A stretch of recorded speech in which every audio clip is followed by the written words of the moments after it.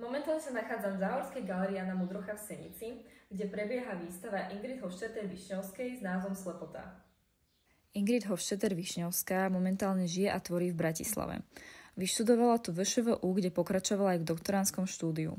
V jej tvorbe pracuje s celopriestorovými inštaláciami, pracuje s manipulovanými fotografiami či tvorí objekty. Objekt, ktorý je vystavený v kaplnke, je vyrobený z mydla. Áno. Tak som sa chcela opýtať, že prečo ste vlastne zvolili tento materiál a aký bol vlastne váš postup pri tvorení tohoto diela? Áno, to je mydlový Kristus. Ja som to vnímala tak, že ja si to ešte pamätám ako zo školy, keď som študovala ako na škole pod Tónom Čiernym, tak on nám veľmi ako prizvukoval aj to, že naozaj rozmýšľate nad tým, aký materiál používate ako pri tvorbe diel. A vlastne je to gotická forma Krista, do ktorej vlastne sa namiesto teda sádry alebo iného materiálu aplikovalo jadrové mydlo.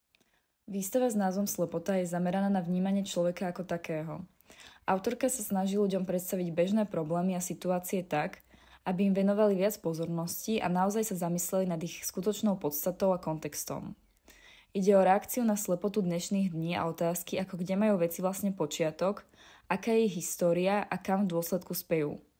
Bližšie výstavu predstaví kurátor Vladimír Beckýt. V krátkosti, keď som predstavil aspoň 3-4 základné série, tak tá prvá sa volá Bez komentára a je postavená na novej tlači lentikulárnych pozícií, to znamená, vzniká tam taký zvláštny dvojobraz.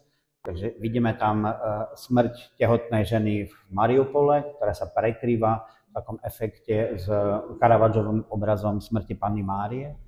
Druhá taká séria, ktorá je v tej vedlejšej miestnosti, volá sa True Colors, alebo Práve farby, a je postavená znovu na takom psychologickom stropovom efekte, kedy farba alebo text nezodpovedá farbe. A treťou sériou vlastne sú stamps alebo pečate, ktorá je postavená znovu na počítačovej manipulácii, kedy do fragmentov tiel alebo tvári ona vyráža alebo vypaluje istým spôsobom nejaké jazvy alebo pečiatky de facto a vytvára taký ten silný kontrast vlastne tej ľudskej tváre. Stále je to taký kontrast niečo veľmi individuálneho, osobného, čo prešla Inga s tým súčasným globálnejším a masmediálnym svetom. Výstavu Slepota môžete navštíviť do konca apríla a v stredu 24.4.